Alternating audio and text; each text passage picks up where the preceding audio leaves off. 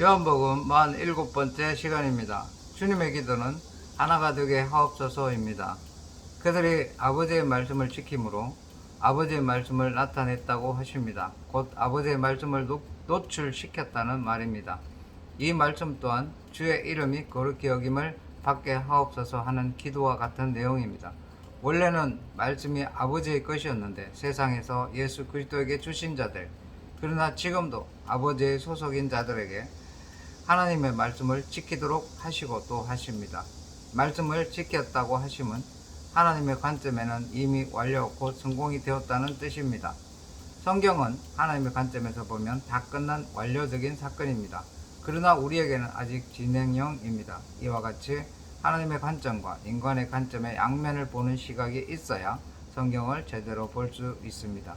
요한복음 17장 7절은 아버지께서 내게 주신 것, 곧 말씀들입니다. 이 말씀은 하나님의 말씀들입니다. 그리고 그들, 곧 주님의 제자들이 알았습니다. 그러므로 하나님의 말씀이 깨달아지고 알아진다는 것은 하나님의 창조 계획 속에 들어있는 엄청난 복입니다. 하늘의 상속자들이 되었다는 말입니다. 하나님의 말씀을 먼저 예수 그리스도에게 주셨고 하나님께서 그리스도를 보내신 것을 알게 되므로 우리가 그분을 믿게 되는 것입니다. 하나님의 말씀을 받은 후에 우리는 이 사실을 알게 됩니다. 요한복음 17장 8절은 말씀을 받고 참으로 아으며 믿었다고 말씀하십니다. 말씀을 받고 알고 믿는 과정은 매우 중요한 것입니다.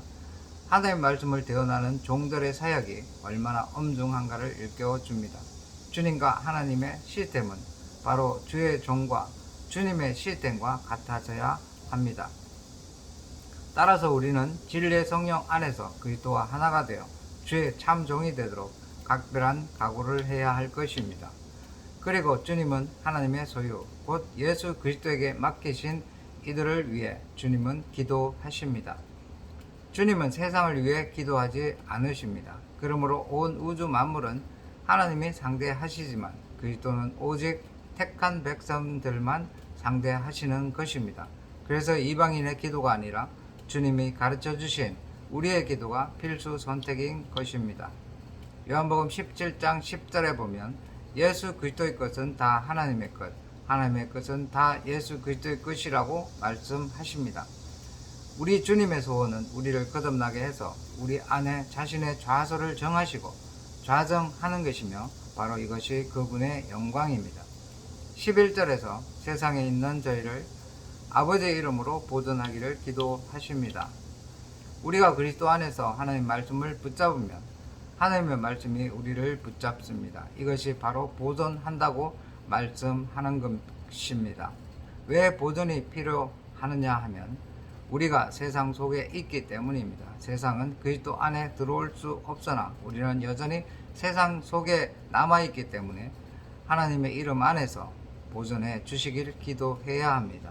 이 주님의 기도는 영원토록 유효합니다. 그리고 그리스도인들이 세상에서 보존되는 방법은 말씀을 통해 주님과 아버지와 하나가 되는 것입니다. 우리와 같이 하나가 되게 하옵소서. 이것이 바로 만세반석입니다. 그리스도의 말씀 안에서 그분과 하나 되는 것이 세상의 임금 마귀를 이기는 유일한 비결입니다. 우리가 하나님의 말씀을 지키면 그분은 우리를 보호하십니다.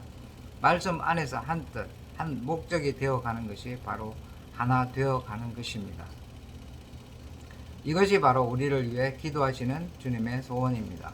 주님이 제자들과 함께 계실 때 아버지의 이름으로 그들을 보존하셨습니다. 그들을 지키셨습니다. 다만 멸망의 자식 가룟 유다만 성경이 응하도록 내버려 두셨습니다. 지금도 하나님의 말씀을 듣고 그분 안에 있는 자들에게 영생을 주시고 아무도 내 손에서 빼앗을 자가 없느니라 하시며 세상에서 보존하십니다. 다음 시간에 이어서 하겠습니다.